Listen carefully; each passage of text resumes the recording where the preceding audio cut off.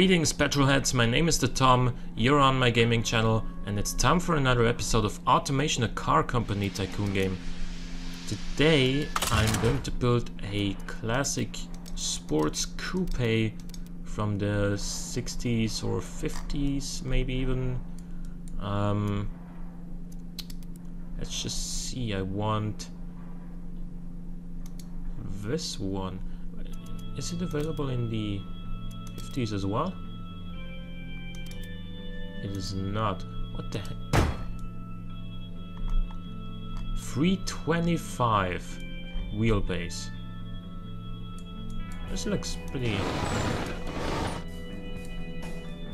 This really looks like a classic. I can't tell a lie.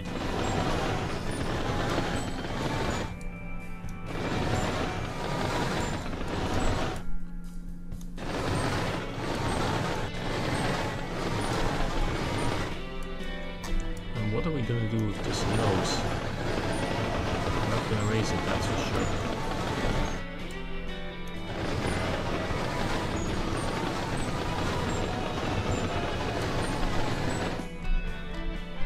So,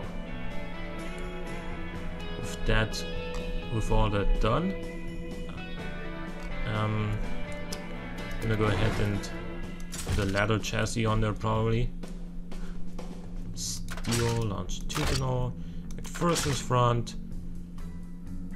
leaf springs rear, and steel panels. Who else is excited about the steel panels? Anyway, I don't know why those were auto-selected, but I'm gonna put some of these right here. Maybe even some more here.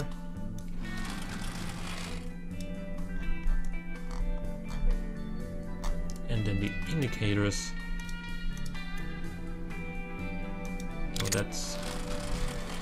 Wait a minute, this is not high enough up. This is not in the center of that. Actually, we might wanna... Wait a minute. We might wanna make it more like that. Make those two things equally sized.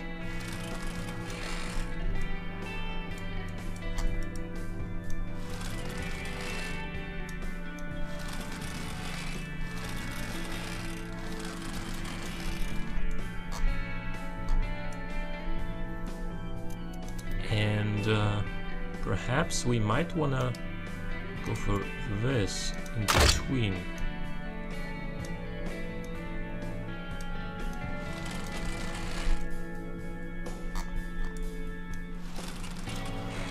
Or even like so. No, I don't think that's 50s style.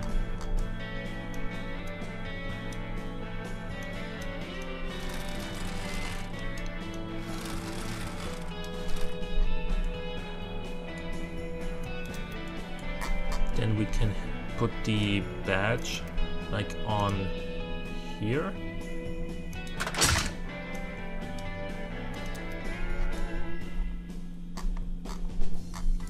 And well, in the 50s you didn't need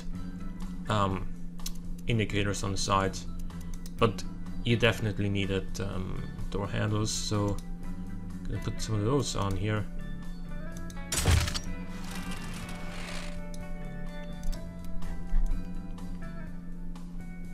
What kind of taillights do we want on this thing? I think we're gonna go for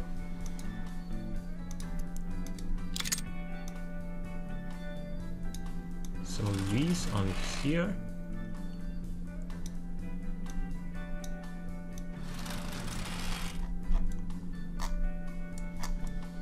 That is not the position I would like them to be in. More like so. Come on. That is better. That's better. It's really... Maybe some of these right here. How's this look? Not very good.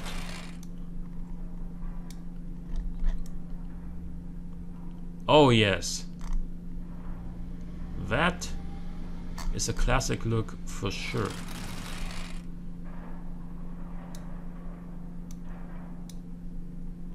Even though it's also a little bit bunged up.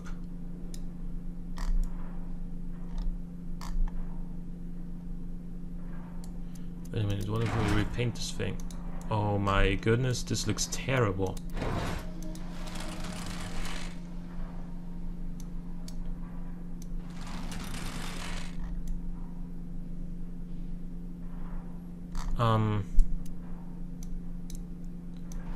All I can really say here is, devs, please fix this.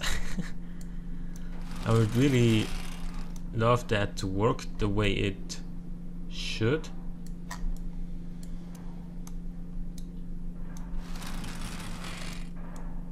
In my mind, at least. So how are we actually gonna end up doing this? What if we actually make... No, not... What if we actually put on one of those?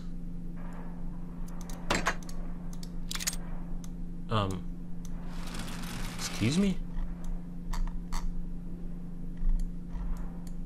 Do the red taillights just not work on this thing? Oh, I see how it is. The white, or just the standard body paint, overrides these red light areas. So even on the indicators, it does not. So we gotta be a little bit creative there. Oh, it even overrides those? I didn't know that.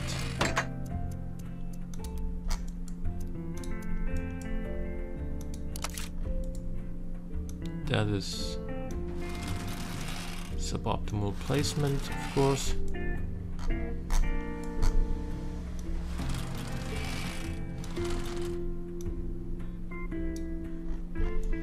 I think we're gonna go for these, and then yeah, how are we gonna do this? Does it override that as well? Yes, it does. What about that? Yeah, doesn't really matter.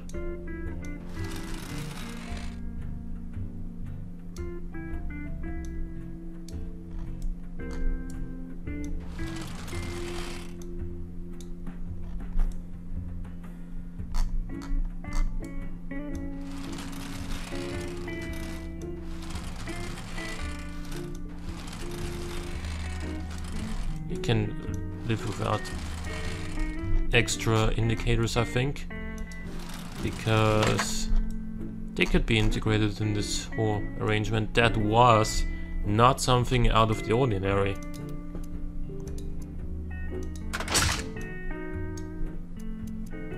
So let's put on the badge, the number plate holder.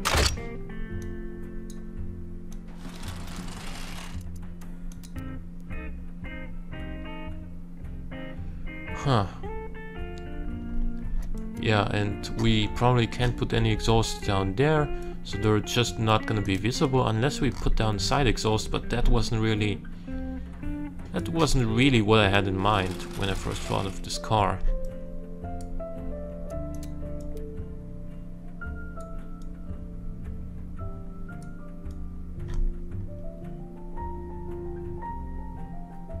And I think so much for the interior, for the exterior, excuse me. We're gonna add rear-wheel drive, C1955. What kind of engine do we want in there? I don't like 50s cheap cars because they're not exciting to me, so I'm gonna put on a sweet inline 6. And they used to have really big capacity inline 6s.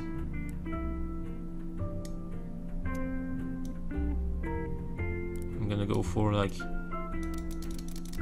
that's a little bit too much, 98 bore, and what if I go for like 92.5 on a stroke, 92.8 on a stroke, 4.2 liter inline 6. Sounds familiar, huh? Whoever watched my my Jaguar E-Type replica, excuse me, will agree. Overhead cam, dual overhead cam. I don't think dual overhead cam was that popular, but it existed back then. I'm gonna go for 4 watts per cylinder as well. It's pretty high tech for a 1955 engine. I'm gonna go for cast iron though, because we're not gonna be making that much torque. So we're also gonna go for cast conrods. No forged pistons, I think. I don't think we're gonna need them. And since we're gonna run pretty low revs anyway, I think 35 cam profile should be fine. Don't have turbos anyway, so I'm gonna bother with that. Twin carburetor with a 4-barrel setup is pretty much as much as we're gonna get here. Super leaded because people didn't care about that back then. Let's see, 80 ignition timing should be fine. 5200 rev limit. Remember, those things did not like revving at all. Since I like the long tubular exhaust, I'm gonna go for those, even though they're not very realistic for the time. And 2 reverse flow mufflers, because we're gonna make it comfortable. People back then were never really in a hurry, so it was really all about the cruising. And if we're gonna be cruising, then reverse flow mufflers are good for your ears, if you will. 212 horsepower. We do have valve float and RPM issues and torque issues. Like, wait a minute, what else? What is? So these are the rods, and those are the pistons. I'm gonna need to swap out all of them. Forged H-beam should solve the torque issues. Forged pistons, and then we might as well go for a forged steel crank, because why the heck not? We're still having valve float issues. What if it just reduced the RPM? 5000 RPM is pretty realistic, I would say, for the time we're at. To 18 horsepower. To 19.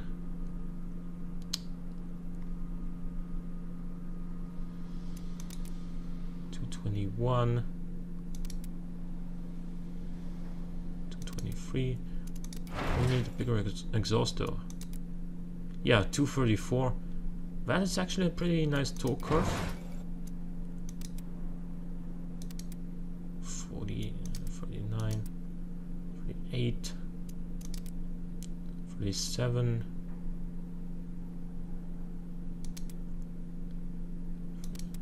Yeah, we're gonna stick with 35, but with the slightly larger exhaust diameter.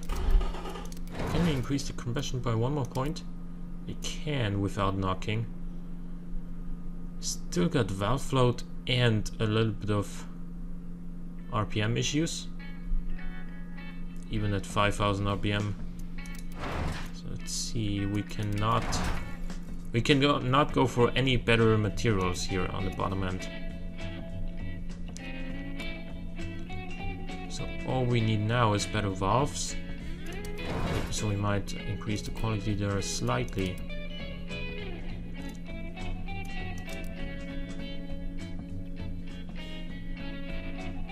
No, I don't need those.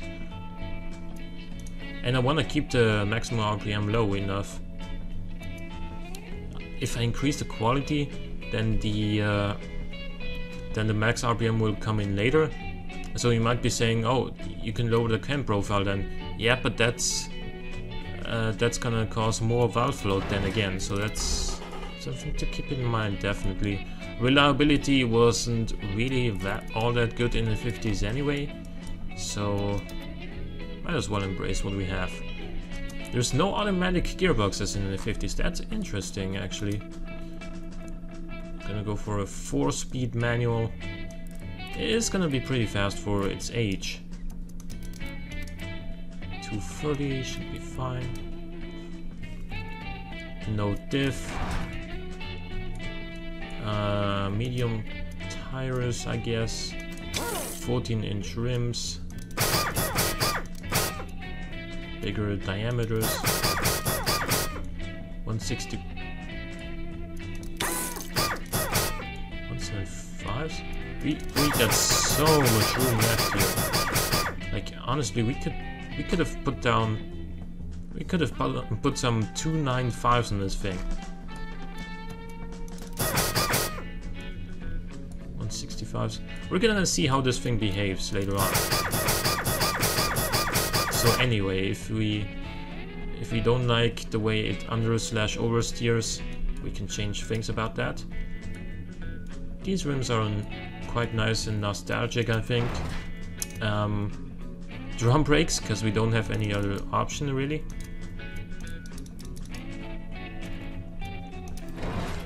No under tray.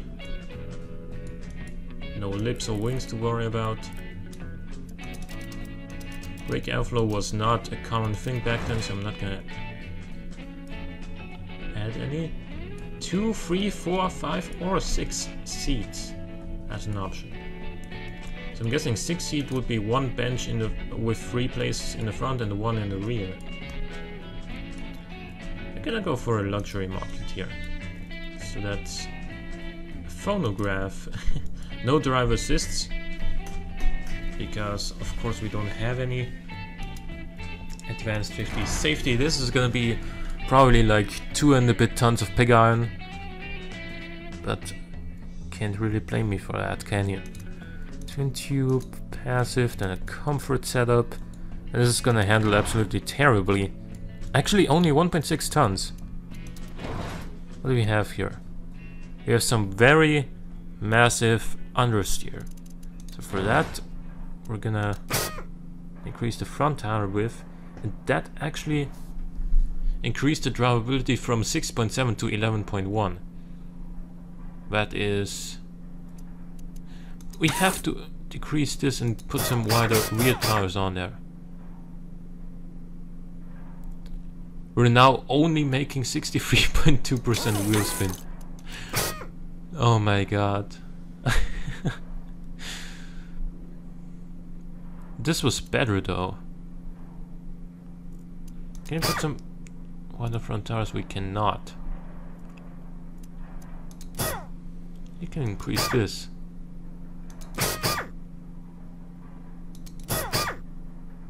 This is gonna understeer so heavily.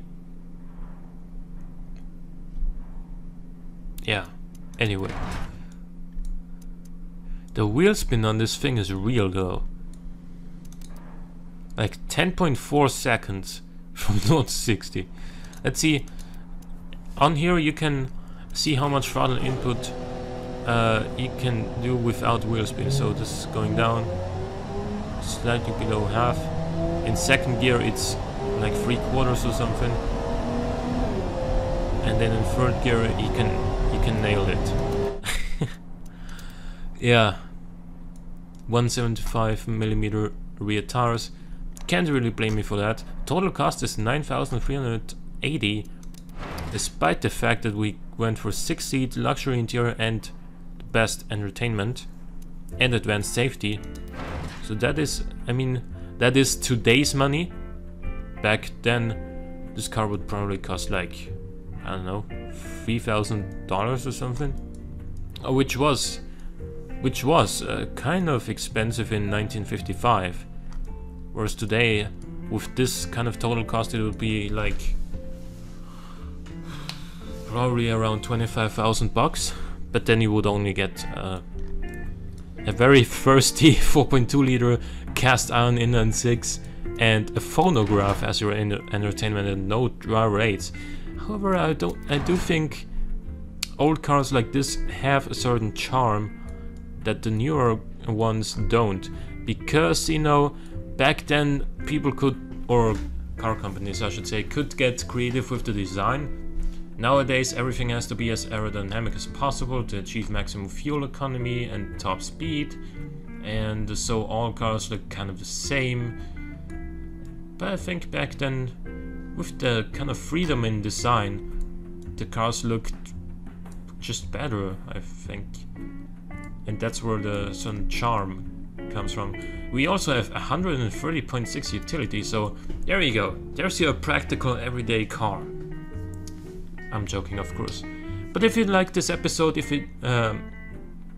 what the hell am I saying? I hope you enjoyed the episode. If you did, please click the like button, it helps out a great deal. Also consider subscribing to my channel if you want to see more content in the future. But for now, thanks for watching, and I'll see you guys next time.